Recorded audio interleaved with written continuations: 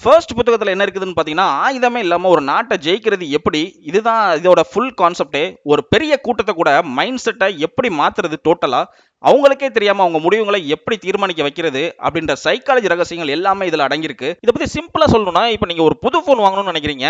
ஆனா திடீர்னு இந்த ஃபோன் தான் கெத்து. இத வச்சிருந்தா தான் வந்து அப் டு டேட்டா இருக்கும் அப்படின்ற மாரி சோசியல் மீடியா முழுக்க ஒரு பேச்சு ஓடுது. நெறைய ரீல்ஸ் பார்க்குறீங்க, வீடியோஸ் பார்க்குறீங்கன்னு வச்சுப்போம். நீங்க அறியாமலே என்ன பண்ணுவீங்க? ஆமா, இந்த ஃபோன் தான் பெஸ்ட் போல அப்படின்ற மாரி அந்த ஃபோன தான் வாங்க போவீங்க. கரெக்ட்டா? ஸோ அங்க தான் இந்த புரொபகண்டா கரெக்ட்டா வேலை செய்யுது.